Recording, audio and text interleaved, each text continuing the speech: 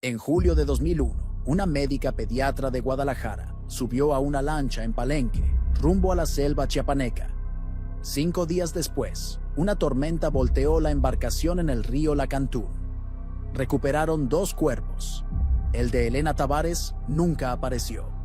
23 años más tarde, un piloto civil realizó un aterrizaje forzoso cerca del mismo río. Siguió una vereda hasta una comunidad lacandona.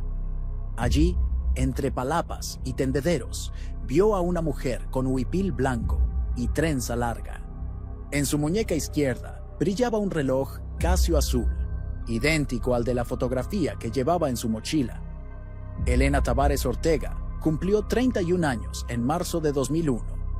Nació y creció en Guadalajara, donde estudió medicina en la Universidad de Guadalajara y se especializó en pediatría. Durante 6 años trabajó en turnos rotativos en un hospital público del área metropolitana, atendiendo urgencias nocturnas y consultas de rutina en unidades saturadas. Su madre, Alicia Ortega, vivía en la misma colonia y pasaba a visitarla los domingos con pozole o birria. Elena solía llegar tarde a esas comidas, con ojeras marcadas y el cabello recogido en la misma coleta que usaba bajo el gorro quirúrgico. Alicia le preguntaba si descansaba lo suficiente. Elena respondía que sí, pero ambas sabían que no era cierto. El divorcio se concretó en enero de ese año. Fue breve, sin hijos de por medio, sin disputas patrimoniales. Él se quedó con el departamento cerca de la Minerva. Ella rentó un estudio más pequeño en Chapalita. Durante las semanas siguientes, Elena mantuvo la misma rutina. Guardias de 12 horas, consultas, reportes, traslados en camión o en el Civic gris heredado de su padre. No lloró en público. Tampoco habló del tema con sus compañeros del hospital. Simplemente continuó. Pero algo dentro de ella había empezado a moverse, como agua turbia buscando salida. En abril, una colega le mencionó que una organización civil estaba reclutando médicos para brigadas sanitarias en comunidades de Chiapas. No pagaban mucho, apenas viáticos y transporte, pero cubrían vacunas, desparasitación, atención prenatal y pediátrica en zonas donde el Estado llegaba cada 2 o 3 años. Elena pidió los datos. Esa misma noche, llenó el formulario. A finales de mayo, recibió la confirmación. Salida programada para mediados de julio. Destino, Montes Azules. Duración estimada de la misión entre 10 y 15 días. Alicia le preguntó si no prefería esperar unos meses, recuperarse un poco. Elena negó con la cabeza. Dijo que necesitaba sentir que su trabajo servía para algo más que para llenar expedientes y sellar recetas en guardias eternas. El 23 de julio de 2001, Elena abordó un autobús en la Central Nueva de Guadalajara con destino a Tuxtla Gutiérrez. Llevaba una mochila de montaña, 2 mudas de ropa, un maletín con insumos personales, su estetoscopio, una linterna de pilas y el reloj Casio azul que había comprado años atrás en una farmacia del centro. Era un modelo sencillo, resistente al agua, con correa de resina y display digital. Lo usaba todos los días. Nunca se lo quitaba, ni siquiera para ducharse. Alicia la acompañó hasta la puerta del andén. Se abrazaron en silencio. Elena subió al autobús, se acomodó en el asiento junto a la ventana y saludó con la mano. El motor arrancó. Alicia se quedó de pie hasta que las luces traseras desaparecieron en la avenida. El recorrido hasta Tuxtla duró 11 horas. Elena durmió poco, leyó un manual de atención primaria y comió un sándwich en una parada de gasolinera. Al llegar, tomó otro autobús hacia Palenque. Llegó al mediodía del 24 de julio. Hacía un calor húmedo que pegaba la ropa a la piel. En la terminal la esperaban otros 3 integrantes de la brigada. Un enfermero de Veracruz, una trabajadora social de Oaxaca y un estudiante de medicina de último año originario de San Cristóbal de las Casas.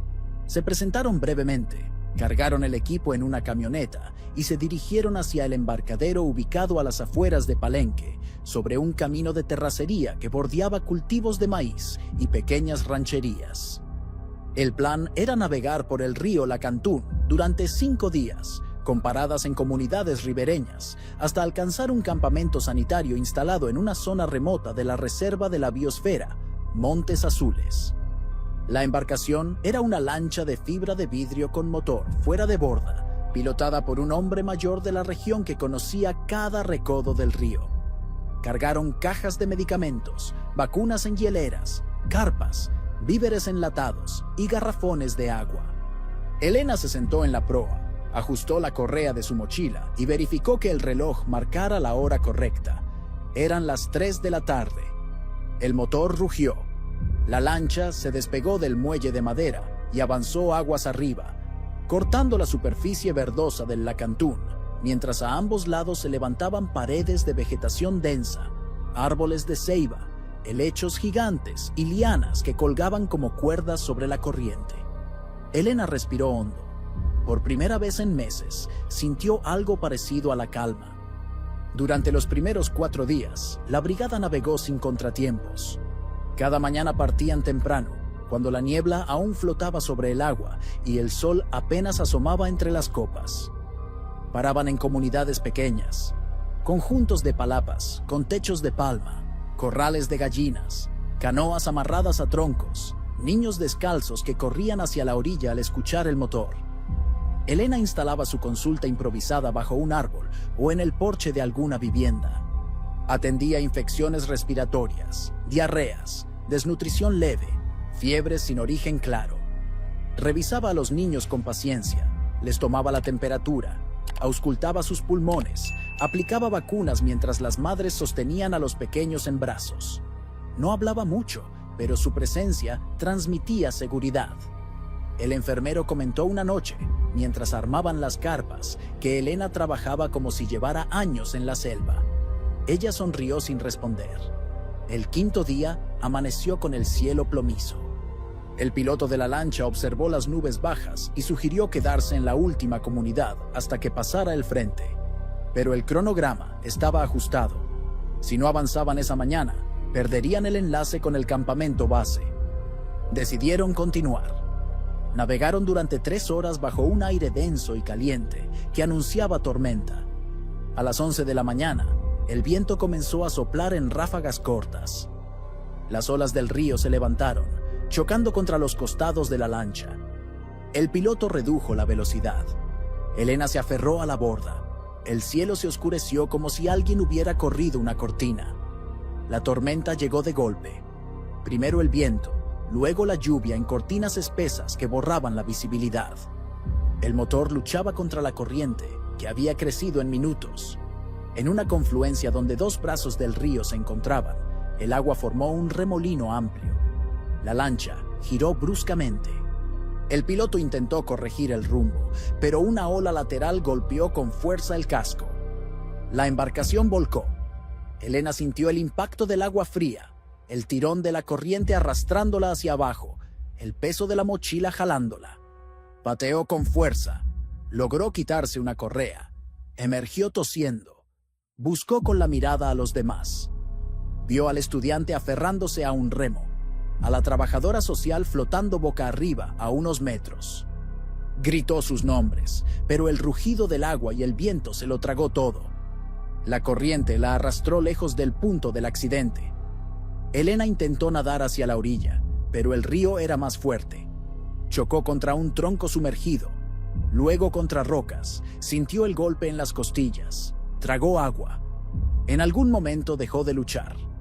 Simplemente se dejó llevar, con los brazos extendidos, la vista nublada, el cuerpo entregado a la fuerza del Lacantún.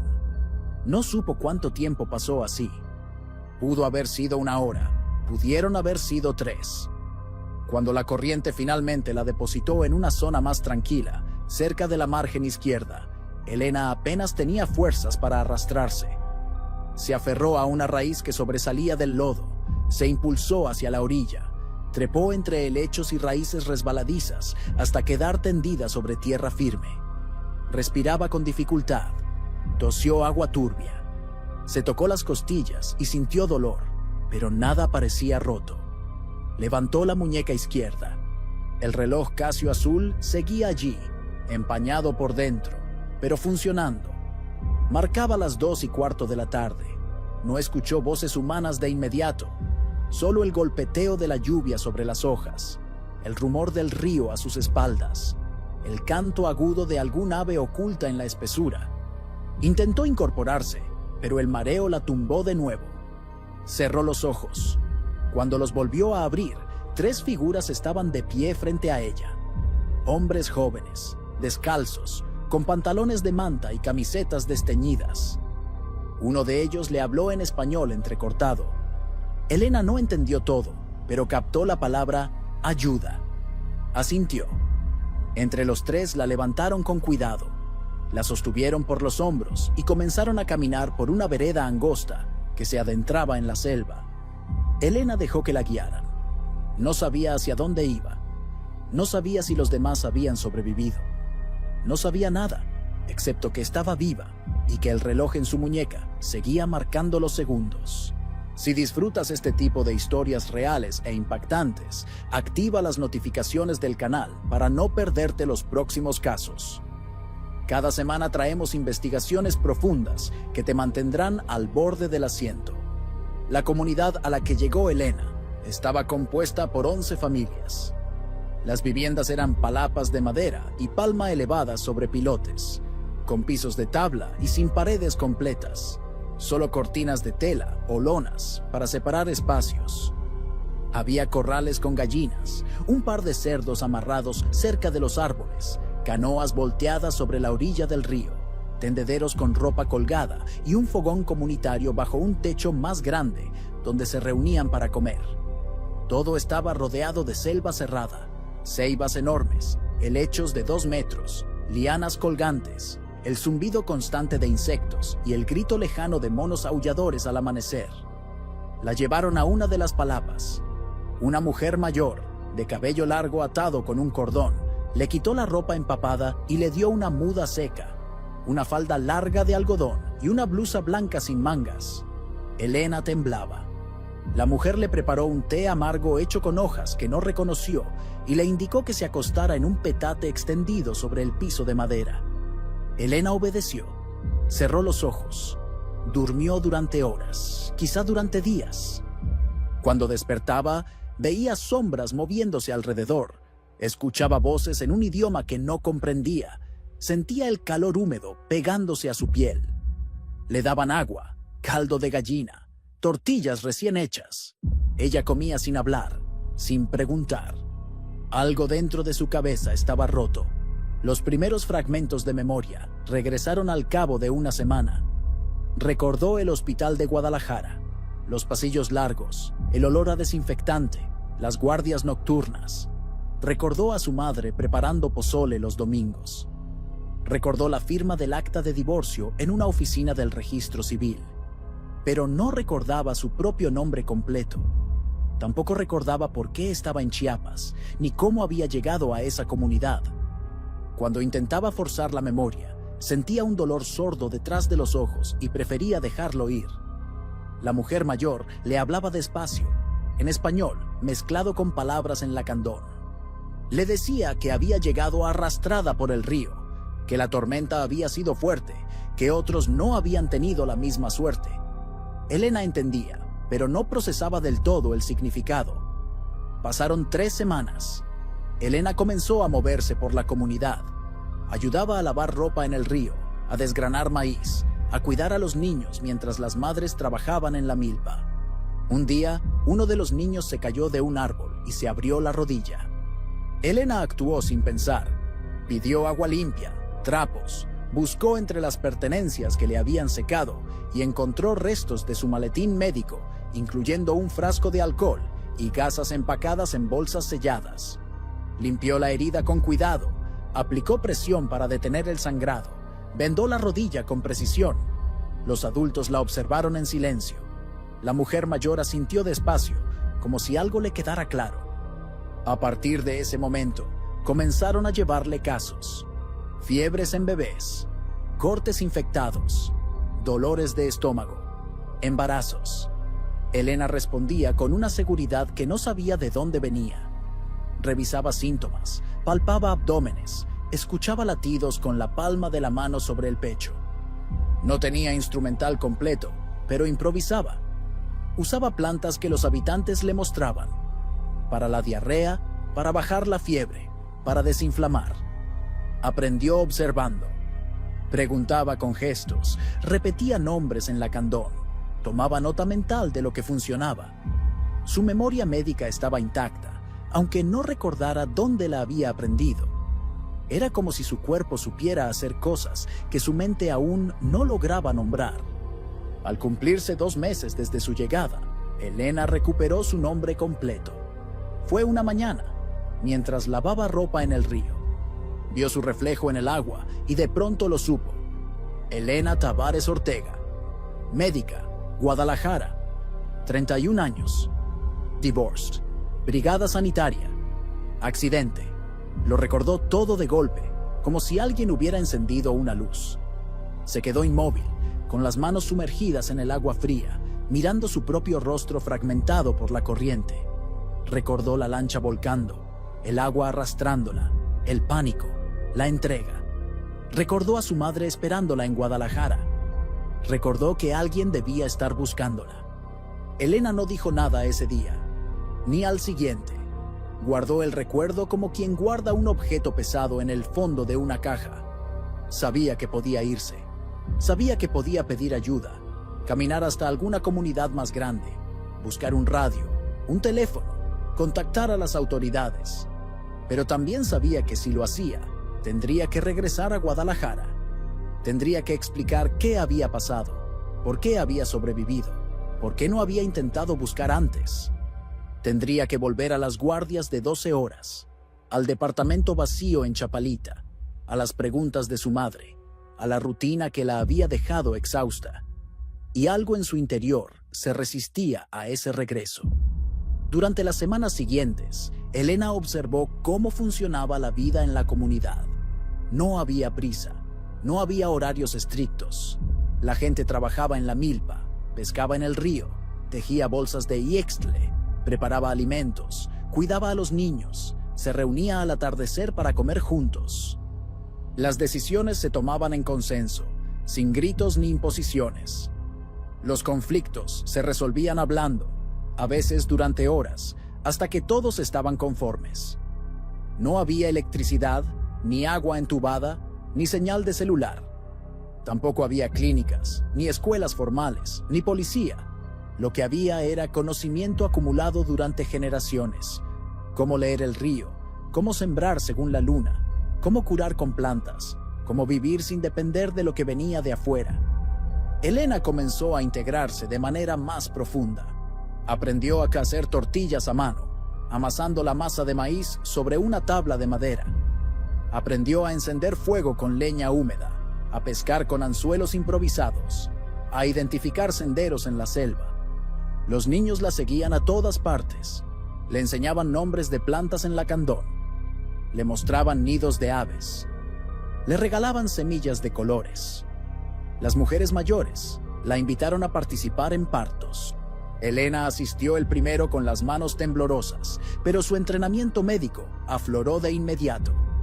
Revisó la dilatación, calculó tiempos, posicionó a la madre, guió la cabeza del bebé, limpió las vías respiratorias, cortó el cordón con un cuchillo esterilizado en agua hirviendo. El bebé lloró fuerte. La madre sonrió agotada. Las ancianas asintieron en silencio, y desde ese día, Elena fue reconocida como partera. No dejó de pensar en su madre. Imaginaba a Alicia esperándola en la terminal de autobuses de Guadalajara, llamando al teléfono de la organización civil, recibiendo la noticia del accidente, llorando en la sala de su casa. Imaginaba las búsquedas en el río, los reportes en periódicos locales, la carpeta de investigación abierta en alguna oficina de Chiapas. Imaginaba su foto pegada en postes de luz, en redes sociales, en láminas de personas desaparecidas. Se imaginaba a sí misma siendo declarada muerta después de años sin aparecer. Y cada vez que esa imagen se volvía demasiado real, Elena se levantaba, salía de la palapa, caminaba hasta el río y se quedaba mirando la corriente hasta que el pensamiento se disolvía. Una tarde, la mujer mayor que la había acogido se sentó junto a ella en la orilla. Hablaron en español lento, intercalado con palabras en lacandón. La mujer le preguntó si quería regresar. Elena tardó en responder. Dijo que no sabía. La mujer asintió. Le dijo que había visto a muchas personas llegar a la comunidad huyendo de algo: violencia, deudas, matrimonios rotos, vergüenza. Le dijo que quedarse o irse era una decisión que solo Elena podía tomar, pero que si decidía quedarse, tenía que hacerlo con claridad, sin culpa, sin esconderse. Elena preguntó si era posible vivir así, sin culpa. La mujer sonrió apenas. Dijo que no, que la culpa siempre estaría ahí, pero que con el tiempo se volvía más pequeña, como una piedra que el río va puliendo. Elena se quedó. No fue una decisión dramática ni instantánea. Fue gradual, construida día a día. Dejó de contar los meses. Dejó de imaginar cómo sería volver. Asumió su lugar en la comunidad como partera y promotora de salud. Atendía partos, curaba infecciones, enseñaba a las madres a identificar signos de deshidratación en sus hijos, preparaba remedios con plantas locales. Usaba su conocimiento médico para mejorar condiciones de vida sin imponer protocolos ajenos. Aprendió a respetar los saberes tradicionales, a combinarlos con lo que ella sabía. Se dejó crecer el cabello.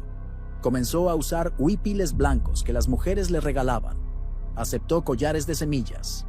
Y nunca se quitó el reloj Casio azul. Lo limpiaba cada semana. Cambiaba la pila cuando algún visitante de otra comunidad traía baterías de contrabando. Era el único objeto que la conectaba con quien había sido antes. Lo conservaba como prueba de que esa vida había existido.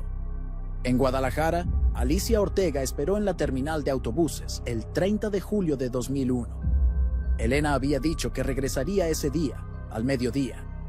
Alicia llegó una hora antes, con un tupper de galletas de nuez y una bolsa con ropa limpia por si su hija necesitaba cambiarse.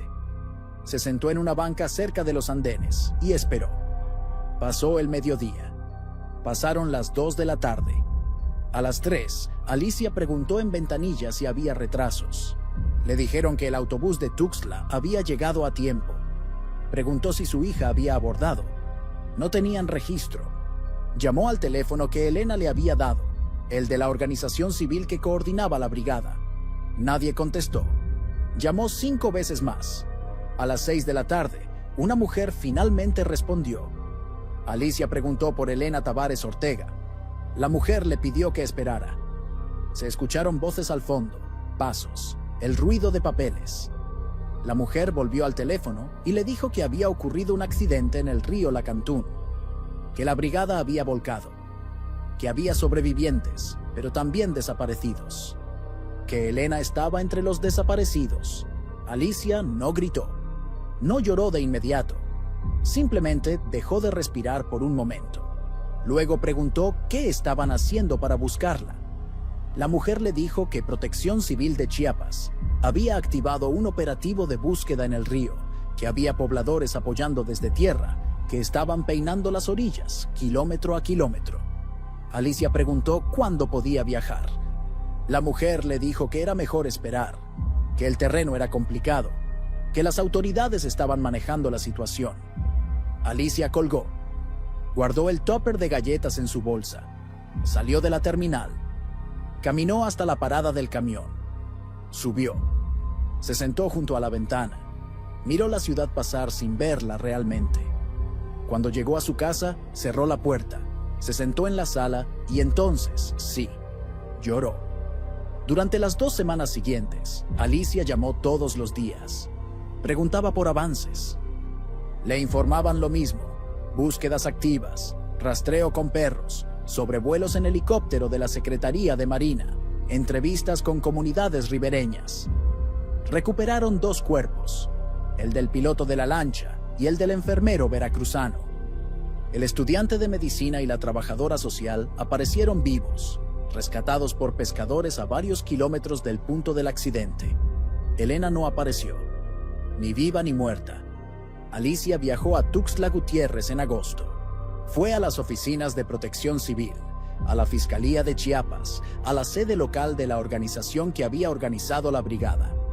Presentó fotografías de Elena, copias de su cédula profesional, el gafete del hospital donde trabajaba, registros de su último domicilio. Llenó formatos, firmó declaraciones, dejó números de contacto. Le dijeron que mantendrían la búsqueda activa durante 3 meses más. Luego, si no había resultados, el caso pasaría a carpeta de investigación por persona no localizada. Alicia regresó a Guadalajara con las manos vacías. Colocó las fotografías de Elena en la sala. Elena de niña, Elena en su graduación de la facultad, Elena con el jaleco blanco y el estetoscopio al cuello. Guardó la ropa que su hija había dejado en el closet. No la regaló, no la tiró, simplemente la dejó ahí, como si Elena pudiera regresar en cualquier momento y necesitarla. Los primeros meses fueron los más duros. Alicia no dormía bien. Se despertaba a las 3 de la madrugada imaginando que escuchaba la llave en la cerradura. Se levantaba, revisaba la puerta, volvía a la cama. Dejó de cocinar pozole los domingos. Dejó de ver telenovelas. Dejó de salir con amigas. Su vida se redujo a esperar noticias que nunca llegaban. En 2003, un abogado de oficio le explicó que podía iniciar un proceso de declaración de ausencia. Le dijo que después de 2 años sin noticias, la ley permitía ese trámite para efectos civiles. Cerrar cuentas bancarias, cancelar documentos, gestionar herencias si las hubiera. Alicia se negó. Dijo que Elena no estaba muerta, solo desaparecida. El abogado insistió. Le explicó que no era una declaración de muerte, solo de ausencia, que no significaba rendirse. Alicia firmó los papeles en 2004. Lloró mientras lo hacía. Años después, en 2009, ante la falta total de indicios, tramitó la presunción de muerte para poder cerrar asuntos administrativos que seguían abiertos. El contrato de renta del estudio en Chapalita, una tarjeta de crédito, un finiquito pendiente en el hospital. Cada trámite era como enterrar a Elena de nuevo. Pero Alicia nunca dejó de buscar. Cada julio, en el aniversario del accidente, viajaba a Palenque. Se unía a colectivos de familiares de personas desaparecidas en Chiapas. Participaba en búsquedas organizadas por comunidades, en jornadas de rastreo en fosas clandestinas, en marchas frente a oficinas del gobierno estatal. Llevaba consigo una lámina plastificada con la foto de Elena. 31 años, cabello negro, médica, desaparecida en julio de 2001 en el río Lacantún. Mostraba la lámina a cualquiera que quisiera verla. Preguntaba en pueblos, en gasolineras, en mercados. Nadie había visto a Elena. Nadie recordaba nada. Alicia regresaba a Guadalajara cada vez más cansada, más vieja, más sola. Pero no se rendía. Los años pasaron despacio en la selva y rápido en Guadalajara. Para Elena, el tiempo dejó de medirse en meses o años y comenzó a medirse en lluvias, en cosechas, en nacimientos. Asistió 32 partos entre 2002 y 2010. Curó decenas de infecciones. Enseñó a las madres jóvenes a amamantar correctamente, a reconocer señales de deshidratación, a preparar suero oral con agua hervida, sal y azúcar. Aprendió a identificar plantas medicinales que antes solo había visto en libros. Maguey morado para la tos, hierba del cáncer para inflamaciones, copal para limpiar heridas. Su español se mezcló con palabras en lacandón. Su piel se oscureció por el sol. Sus manos, antes suaves y cuidadas, se volvieron ásperas, con callosidades en las palmas. La comunidad cambió también. Algunos jóvenes se fueron a trabajar a Palenque o a Ocosingo. Otros regresaron con dinero, con teléfonos celulares sin señal, con ropa nueva. Nacieron niños, murieron ancianos. Se construyeron 2 palapas más. Un camión del gobierno llegó una vez al año, llevando despensas, vacunas y un médico pasante que se quedaba 2 días. Revisaba a todos deprisa y se iba dejando recetas que nadie podía surtir porque la farmacia más cercana estaba a 4 horas en lancha. Elena nunca se presentó como doctora frente a esos visitantes. Se mantenía al margen, ayudaba desde la sombra, dejaba que los procedimientos oficiales siguieran su curso. Cuando el médico se iba, ella continuaba haciendo lo que siempre había hecho. En 2012, una ONG ambiental instaló un campamento temporal cerca de la comunidad para monitorear jaguares. Llegaron biólogos extranjeros, cámaras trampa, equipos de rastreo. Elena evitó el contacto directo, pero algunos investigadores la vieron de lejos y le ofrecieron medicamentos donados, antibióticos, antipiréticos, material de curación. Elena aceptó sin dar explicaciones. Uno de los biólogos, un hombre alemán de unos 40 años, le preguntó en inglés cuánto tiempo llevaba viviendo ahí. Elena respondió en español que muchos años. El hombre insistió. Elena sonrió y se alejó. No volvieron a hablar. Hubo momentos en los que Elena pensó en regresar. En 2015, una de las ancianas que la había acogido murió de neumonía. Elena hizo todo lo posible: antibióticos, vapor, reposo, líquidos. No fue suficiente. La mujer murió una madrugada de enero, rodeada de su familia. Elena lloró como no lloraba desde el accidente. Se preguntó si habría podido salvarla en un hospital con oxígeno, con radiografías, con mejor infraestructura. Se preguntó cuántas personas más morirían por falta de recursos. Esa noche caminó hasta el río, se sentó en la orilla y se quedó mirando el agua hasta el amanecer.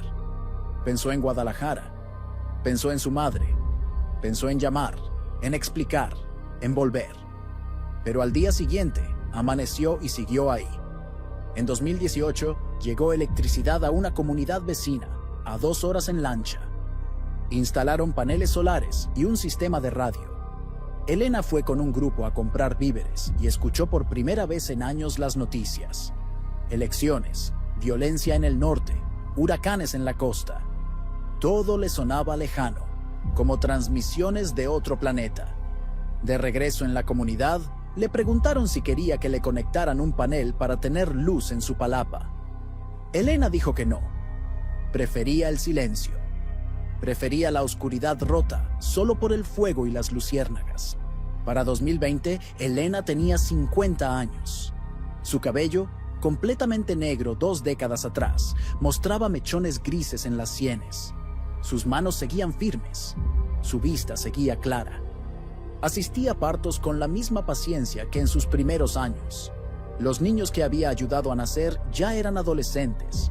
Algunos la llamaban abuela, aunque no tuvieran lazos de sangre. Elena aceptó el título sin incomodidad. Se había convertido en parte del tejido de ese lugar, en un hilo más de la red invisible que mantenía unida a la comunidad. Y aunque nunca olvidó su vida anterior, aprendió a vivir con esa doble identidad: la doctora que había sido y la partera que era ahora. El reloj Casio azul seguía en su muñeca, marcando un tiempo que ya no pertenecía a ningún calendario oficial. En abril de 2024, Emilio Aranda despegó del aeródromo de Palenque a las 7 de la mañana. Tenía 45 años, licencia de piloto comercial y más de 20 años volando avionetas Cessna en rutas cortas por Chiapas, Tabasco y Campeche. Su trabajo consistía en abastecer clínicas rurales con medicamentos, vacunas y material médico que el gobierno mandaba de forma irregular. Conocía la región como la palma de su mano. Cada pista improvisada, cada claro en la selva donde podía aterrizar en emergencia, cada referencia visual que usaba cuando la niebla bloqueaba los instrumentos. Ese día llevaba una carga de insulina, antibióticos y suero fisiológico con destino a 3 comunidades del sur de la reserva de Montes Azules. El vuelo transcurrió sin problemas durante la primera hora. Emilio seguía el curso del río Lacantún desde el aire, usando sus meandros como guía. El cielo estaba despejado, el motor sonaba parejo, el combustible marcaba 3/4 de tanque. Pero a las 8:15, mientras sobrevolaba una zona de selva densa sin caminos visibles, el indicador de presión de aceite comenzó a bajar. Emilio golpeó el panel con el puño, esperando que fuera una falla del sensor. La aguja siguió cayendo. Revisó el motor desde la cabina. Sin humo, sin vibraciones extrañas. Pero la presión seguía bajando. Supo que tenía minutos antes de que el motor se recalentara y se detuviera. Buscó con la mirada un espacio donde bajar. No había pistas, no había caminos, solo árboles y más árboles. Entonces vio un claro, una franja estrecha junto al río, probablemente una playa de grava expuesta por la temporada seca. No era ideal, pero era lo único disponible. Emilio redujo potencia, bajó los flaps, ajustó el ángulo de descenso. La avioneta descendió en planeo, rozando las copas de los árboles. Las ruedas tocaron la grava con un golpe seco. La avioneta rebotó, volvió a tocar, frenó derrapando sobre piedras sueltas y se detuvo a 20 metros del agua. Emilio soltó el aire que había estado conteniendo. Apagó el motor. Se quedó sentado un momento, con las manos aún en los controles, esperando que el pulso se calmara. Luego abrió la puerta, bajó, revisó el tren de aterrizaje. Estaba intacto. Revisó el motor. Había una fuga menor de aceite en una junta del cárter. Nada que no pudiera repararse, pero necesitaba herramientas y un repuesto que no llevaba. Emilio sacó su radio portátil e intentó contactar a la base en Palenque. No hubo respuesta. Probó con la frecuencia de emergencia. Nada. La señal no llegaba. Revisó su celular, sin cobertura. Calculó su posición aproximada en un mapa plegable que llevaba en la mochila. Estaba a unos 30 kilómetros al sureste de Frontera Corozal, en plena reserva, lejos de cualquier carretera. Sus opciones eran dos: quedarse junto a la avioneta, esperando que alguien lo buscara, o caminar hasta encontrar ayuda. Decidió caminar. Dejó la carga médica asegurada en la cabina, tomó su mochila con agua, un cuchillo, una linterna, el radio y una carpeta donde guardaba documentos de vuelo y, desde hacía años, láminas de personas desaparecidas que familiares le daban en Palenque para que las distribuyera en comunidades remotas. Siguió una vereda angosta que se alejaba del río y se adentraba en la selva. Caminó durante 40 minutos, sorteando raíces, cruzando arroyos secos, espantando moscas. El calor era denso, pegajoso. Sudaba tanto que tuvo que detenerse a beber agua cada 10 minutos. Finalmente, la vereda se amplió y desembocó en un claro donde se levantaban varias palapas, techos de palma, pilotes de madera, pisos de tabla. Había tendederos con ropa colgada, un fogón humeante, gallinas sueltas, un perro naranja echado a la sombra. Emilio se detuvo en la entrada del claro y gritó un saludo. Varias personas salieron de las palapas. Hombres, mujeres, niños. Lo miraron con curiosidad, pero sin miedo. Emilio se presentó en español. Explicó que había tenido problemas con su avioneta, que necesitaba usar un radio o un teléfono. Un hombre mayor le dijo que no había teléfono, pero que podía quedarse hasta que viniera alguien de otra comunidad con radio. Emilio aceptó. Le ofrecieron agua, tortillas, frijoles. Se sentó bajo la sombra de un árbol. Bebió despacio, recuperó el aliento. Mientras comía, observó a las personas moviéndose por el claro. Entonces la vio. Una mujer de unos 50 años, cabello negro con mechones grises, recogido en una trenza larga, piel morena curtida por el sol, vestida con un huipil blanco sencillo y una falda larga. Llevaba una bolsa tejida con plantas en una mano. Caminaba descalza, y en su muñeca izquierda llevaba un reloj azul, pequeño, digital, desgastado. Emilio frunció el ceño. Algo en esa imagen le resultó familiar. Emilio abrió su mochila y sacó la carpeta con las láminas. Eran unas 20, impresas en papel cuché, algunas ya descoloridas por el tiempo. Las revisaba cada cierto tiempo, memorizando rostros, nombres, fechas. Familiares se las entregaban en Palenque, con la esperanza de que en algún vuelo, en alguna comunidad remota, alguien las reconociera. Emilio nunca había encontrado a nadie, pero seguía llevándolas. Pasó las láminas una por una hasta que llegó a una que había recibido hacía 2 años. La foto mostraba a una mujer joven, de unos 30 años, con jaleco blanco, estetoscopio al cuello, cabello recogido, sentada frente a un escritorio. El texto decía: Elena Tavares Ortega, médica, 31 años, desaparecida en julio de 2001 en el río Lacantún, Chiapas. Cualquier información comunicarse con Alicia Ortega. Había un número de teléfono de Guadalajara. Emilio miró la lámina. Luego miró a la mujer del huipil blanco, que en ese momento estaba cerca del fogón, ayudando a preparar algo.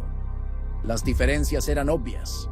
20 años de envejecimiento, el cambio de ropa, el cabello más largo.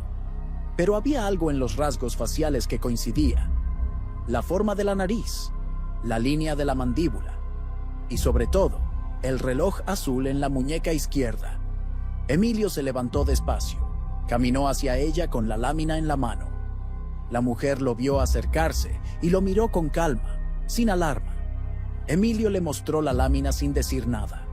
La mujer bajó la vista hacia el papel. Se quedó quieta. Su expresión no cambió de inmediato, pero Emilio vio cómo algo se movía detrás de sus ojos. Finalmente, la mujer levantó la vista y habló en español pausado, con un acento que había perdido la prisa urbana, pero que aún conservaba la estructura. Dijo: «Soy yo». Emilio sintió que el aire se volvía más denso. Preguntó si era Elena Tavares. La mujer asintió. Dijo que sí, que ese era su nombre, que había estado ahí desde 2001. Emilio preguntó si sabía que la estaban buscando. Ella asintió de nuevo. Dijo que lo sabía, que lo había sabido siempre. Emilio no preguntó más en ese momento. Simplemente le dijo que tenía que reportarlo, que había procedimientos, que su familia tenía derecho a saber. Elena no se opuso. Solo pidió un poco de tiempo para hablar con la comunidad, para explicarles lo que iba a pasar. Emilio aceptó. Elena se reunió con las familias en el fogón comunitario esa misma tarde. Habló en lacandón y en español. Les explicó que había llegado arrastrada por el río, que había perdido la memoria al principio, que luego la había recuperado, pero había decidido quedarse. Les dijo que afuera había gente buscándola, que esa búsqueda no había terminado, que ahora alguien la había encontrado y que no podía seguir escondiéndose. Les dijo que no sabía qué iba a pasar, pero que probablemente tendría que irse, al menos por un tiempo. Algunos lloraron. Otros guardaron silencio. Nadie la juzgó. Una de las mujeres mayores le dijo que habían sabido desde el principio que Elena no era de ahí, que llevaba otra vida encima, pero que la habían acogido porque era su decisión quedarse. Le dijeron que siempre sería bienvenida si quería regresar. Esa noche, Emilio usó su radio de largo alcance y logró establecer contacto con una frecuencia de protección civil. Reportó su posición aproximada, el estado de la avioneta, y con voz controlada, informó que había localizado a una persona desaparecida desde 2001. Dio el nombre: Elena Tavares Ortega. Del otro lado hubo un silencio largo. Luego le pidieron que repitiera la información. Emilio lo hizo. Le dijeron que mantuviera la posición, que enviarían un equipo al día siguiente. Emilio confirmó. Cortó la comunicación. Elena estaba sentada cerca del fogón, con las manos entrelazadas sobre el regazo, mirando las brasas. Emilio se sentó a su lado. Le preguntó si estaba lista. Elena dijo que no, pero que eso no importaba, que nunca había estado lista para nada de lo que le había pasado en los últimos 23 años. Al amanecer del día siguiente, un helicóptero de la Guardia Nacional sobrevoló la comunidad y aterrizó en el mismo claro donde Emilio había dejado la avioneta. Bajaron 3 funcionarios, 2 de Protección Civil y un agente del Ministerio Público. Elena salió a recibirlos con el huipil puesto y el reloj azul en la muñeca. Los funcionarios le pidieron identificarse. Elena dio su nombre completo, su fecha de nacimiento, su lugar de origen. Respondió preguntas sobre su formación académica, nombres de profesores en la Universidad de Guadalajara, el hospital donde había trabajado. Todo coincidía. Le tomaron fotografías, huellas dactilares con un lector portátil. Registraron el reloj como evidencia material. Elena no se resistió a nada. Solo pidió que le permitieran despedirse.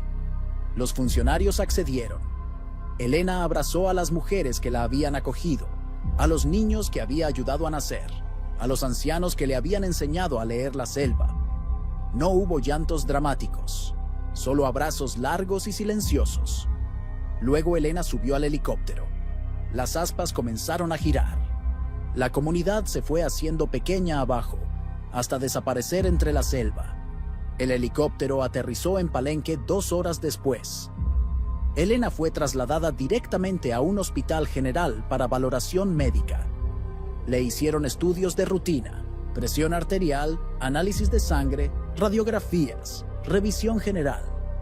Los resultados mostraron desgaste articular leve, una cicatriz antigua en las costillas probablemente del accidente de 2001, vista ligeramente deteriorada pero funcional, y desnutrición leve.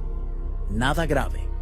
Físicamente estaba sana para una mujer de 54 años que había vivido 2 décadas sin acceso a atención médica formal. El personal del hospital la trataba con una mezcla de curiosidad y respeto. Algunos enfermeros murmuraban en los pasillos, otros simplemente hacían su trabajo. Elena respondía preguntas con monosílabos, comía lo que le daban, dormía poco. Al día siguiente, funcionarios de la Fiscalía de Chiapas la entrevistaron en una sala privada del hospital. Le explicaron que su caso había permanecido abierto durante años, que había sido declarada ausente, y luego, ante la falta de indicios, se había tramitado una presunción de muerte para efectos civiles. Le dijeron que esa presunción ahora sería anulada, que se reactivaría su CURP, que tendría que tramitar nuevos documentos. Le preguntaron si había sido víctima de algún delito, secuestro, trata, privación ilegal de la libertad. Elena dijo que no, que su desaparición había sido consecuencia de un accidente y que su permanencia en la comunidad había sido voluntaria. Los funcionarios insistieron. ¿Alguien la había retenido? ¿Alguien le había impedido irse? Elena repitió que no, que se había quedado por decisión propia. Le explicaron que la ausencia voluntaria sin fraude ni abandono de responsabilidades legales directas no constituía delito, que no enfrentaría cargos, pero que tendría que cooperar en la reconstrucción de los hechos para cerrar formalmente la carpeta de investigación. Elena aceptó. Narró el accidente del río, la amnesia inicial, la recuperación gradual de la memoria, su decisión de quedarse. Habló sin dramatismo, con voz monótona, como si estuviera describiendo la vida de otra persona. Los funcionarios tomaron nota. Uno de ellos preguntó si entendía el impacto que su desaparición había tenido en su familia. Elena guardó silencio. Luego dijo que sí, que lo entendía, que había pensado en eso todos los días durante 23 años, que no tenía justificación, que simplemente había elegido. Mientras tanto, en Guadalajara, Alicia Ortega recibió una llamada de la Fiscalía de Chiapas. Una mujer le informó que Elena había sido localizada con vida. Alicia dejó caer el teléfono. Tuvo que sentarse en el suelo de la cocina. Lloró durante 10 minutos sin poder parar. Luego recogió el teléfono y pidió que le repitieran todo. Le explicaron que Elena estaba en Palenque, que se encontraba bien de salud, que pronto podría verla. Le preguntaron si quería viajar de inmediato o esperar a que Elena fuera trasladada a Guadalajara. Alicia dijo que viajaría esa misma tarde. Colgó. Llamó a su hijo, el hermano menor de Elena, que vivía en Monterrey. Le dio la noticia. Él también lloró. Le dijo que conseguiría vuelo y llegaría a Guadalajara en horas. Alicia empacó una maleta pequeña, sacó dinero del cajón donde guardaba ahorros y salió hacia la terminal de autobuses. El reencuentro ocurrió 3 días después en una oficina de protección civil en Tuxtla Gutiérrez. No fue en el hospital, no fue en público, fue en una sala pequeña, con 2 sillas y una mesa, sin cámaras, sin prensa. Elena entró primero. Llevaba ropa que le habían prestado, pantalón de mezclilla, blusa blanca, sandalias, el cabello suelto, sin trenza, el reloj azul en la muñeca. Se sentó. Esperó. La puerta se abrió y entró Alicia. Tenía 74 años. Caminaba despacio, apoyándose en un bastón. Cuando vio a Elena se detuvo. Se quedó mirándola como si no pudiera creer que fuera real. Elena se levantó. Dio un paso. Alicia dejó caer el bastón y caminó hacia ella. Se abrazaron sin decir nada. Alicia temblaba. Elena la sostenía con fuerza. No hablaron durante minutos. Solo se abrazaron. Luego Alicia se separó un poco. Tomó el rostro de Elena entre sus manos y la miró fijamente, como memorizándola de nuevo. Dijo: «Pensé que estabas muerta». Elena respondió: «Lo siento». Nada más. Durante los días siguientes, Elena y Alicia permanecieron en Tuxtla Gutiérrez mientras se gestionaban los trámites legales. Elena tuvo que rendir declaraciones adicionales ante el Ministerio Público, firmar documentos para anular la presunción de muerte, iniciar el proceso de recuperación de identidad civil. Le explicaron que la CURP había sido dada de baja en 2010, que su acta de nacimiento requería anotaciones marginales, que necesitaba actualizar su INE, obtener un nuevo pasaporte, regularizar su situación fiscal. Todo el sistema burocrático la había borrado hacía años, y ahora tenía que reconstruirse desde cero. Elena escuchaba las instrucciones con paciencia. Firmaba donde le indicaban. No se quejaba. Alicia no se separó de ella. Dormían en el mismo cuarto de hotel. Comían juntas. Caminaban por el pequeño parque cerca de las oficinas. Hablaban poco. Alicia le contaba cosas de Guadalajara, que la casa seguía igual, que el vecino había muerto, que su hermano trabajaba en una empresa de logística en Monterrey. Elena escuchaba sin interrumpir. A veces Alicia le preguntaba cosas sobre los años en la selva. Elena respondía con frases cortas. Alicia no insistía. Había aprendido a no presionar. Una noche, mientras cenaban en el cuarto del hotel, Alicia le preguntó por qué no había intentado regresar. Elena dejó el tenedor sobre el plato. Dijo que al principio no podía, porque no recordaba, y que después, cuando recordó, ya no quiso. Alicia preguntó por qué. Elena tardó en responder. Dijo que había encontrado algo en la comunidad que no había tenido antes. Silencio, tiempo, una forma de vivir que no la agotaba. Dijo que sabía que eso sonaba egoísta, que lo era, que no había justificación.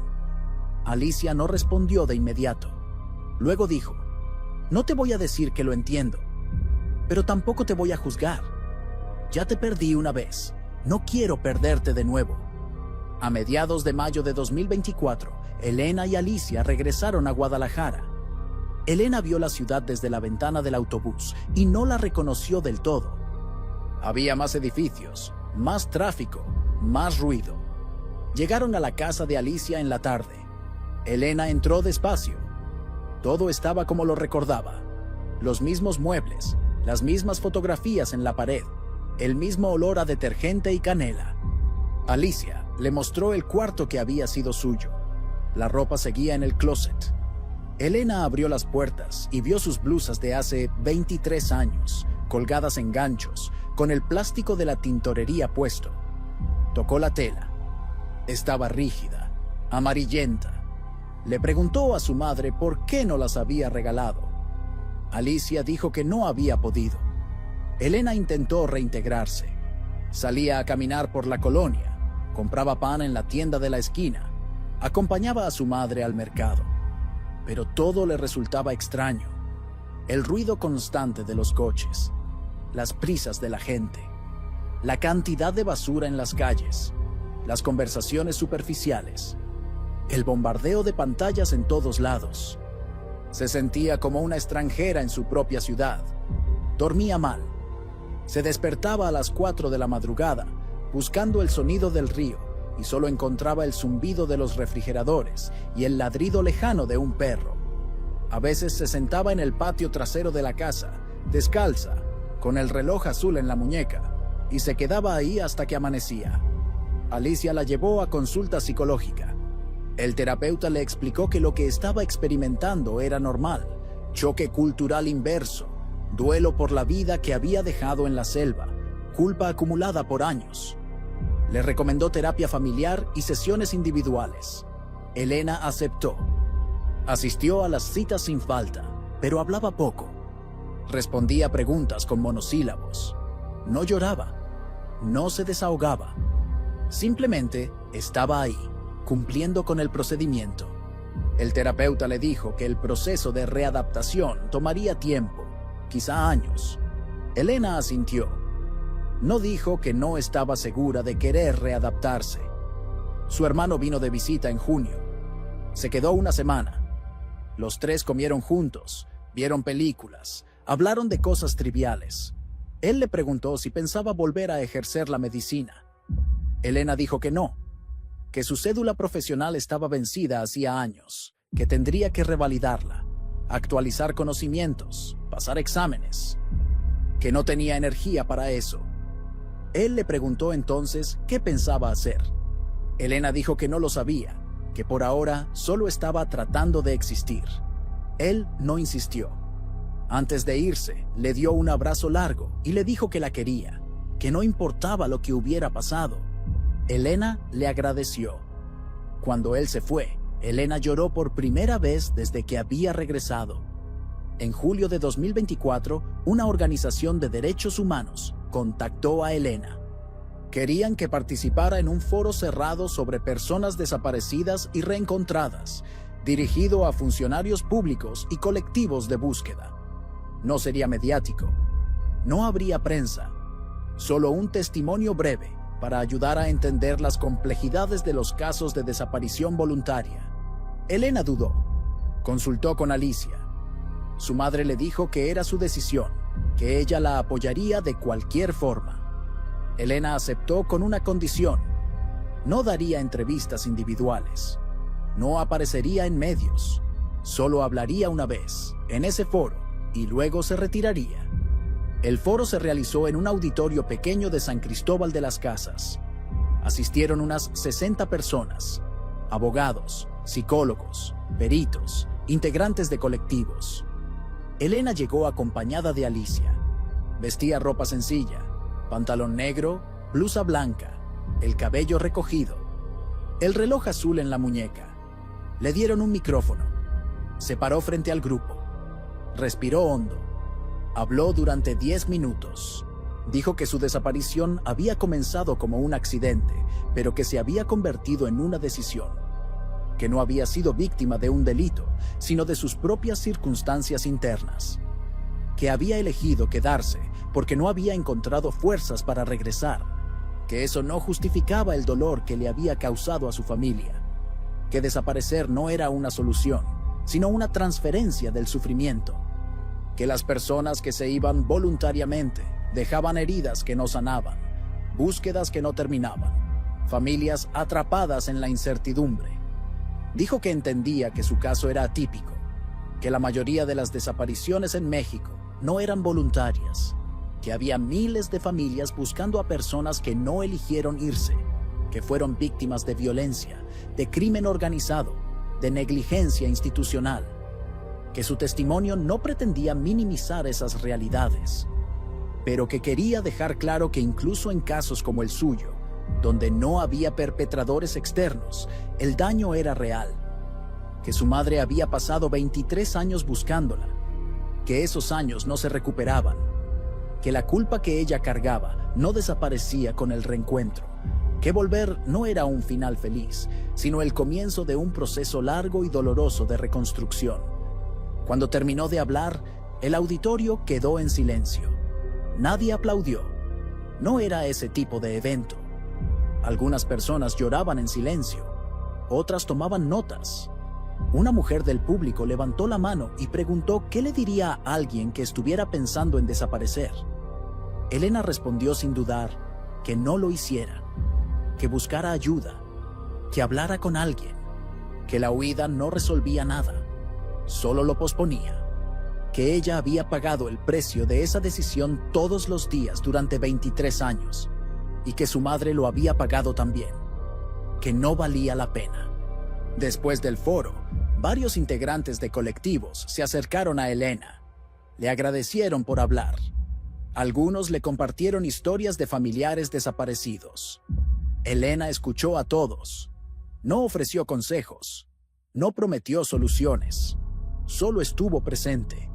Una mujer mayor, que buscaba a su hijo desde 2015, le preguntó si creía que su hijo podía estar vivo en algún lugar, escondido como ella lo estuvo. Elena le dijo que no lo sabía, que cada caso era distinto, pero que no perdiera la esperanza. La mujer lloró. Elena la abrazó. Se quedaron así, en medio del auditorio vacío, mientras Alicia esperaba sentada en una banca. Esa noche, Elena y Alicia cenaron en un restaurante pequeño del centro de San Cristóbal. Comieron en silencio. Al final, Alicia le preguntó cómo se sentía. Elena dijo que cansada. Alicia asintió. Le preguntó si se arrepentía de haber hablado. Elena dijo que no, que había sido necesario, que quizá era lo único útil que podía hacer con lo que le había pasado. Alicia tomó su mano sobre la mesa. Le dijo que estaba orgullosa de ella. Elena no respondió. Solo apretó la mano de su madre. Afuera, la ciudad seguía su ritmo. Adentro, dos mujeres que habían perdido 23 años trataban de encontrar una forma de seguir adelante. En agosto de 2024, Elena comenzó a colaborar con una organización no gubernamental que trabajaba en salud comunitaria con poblaciones indígenas en Chiapas. No ejercía como médica titulada, porque no había revalidado su cédula y no planeaba hacerlo. Pero su experiencia práctica de 23 años en la selva tenía valor. La ONG la contrató como asesora en salud intercultural. Su trabajo consistía en capacitar a promotores de salud locales, diseñar protocolos de atención que respetaran saberes tradicionales y servir de puente entre comunidades y el sistema de salud formal. No ganaba mucho, lo suficiente para rentar un cuarto pequeño en San Cristóbal de las Casas y enviarle dinero a su madre cada mes. Elena viajaba 2 veces al mes a comunidades remotas. No regresó a la comunidad donde había vivido. No se sentía lista, pero visitaba otras palapas, otros ríos, otras familias. Daba tallajes sobre señales de alarma en embarazos, preparación de suero oral, manejo de heridas.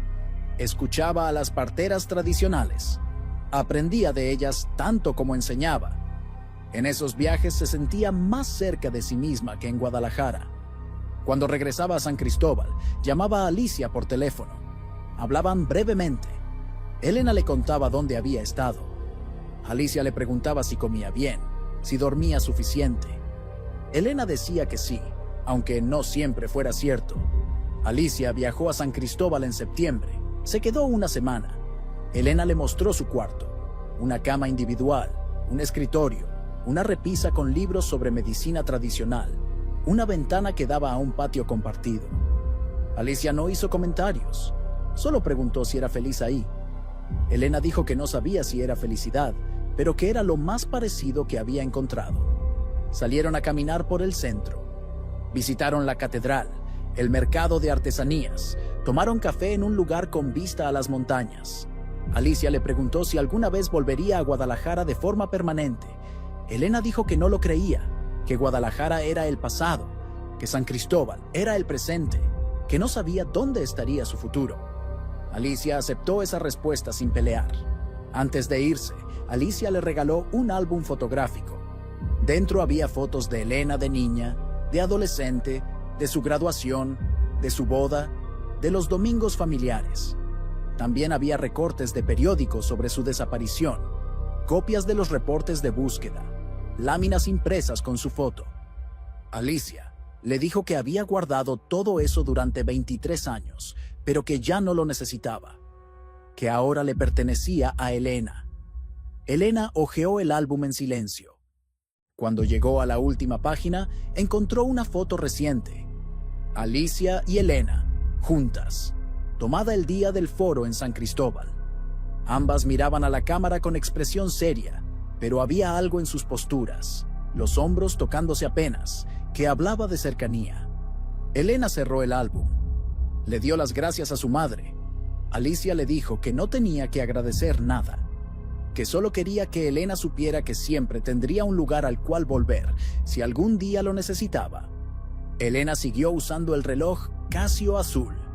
Ya no marcaba la hora correcta, se atrasaba unos minutos cada semana, pero ella no lo arreglaba.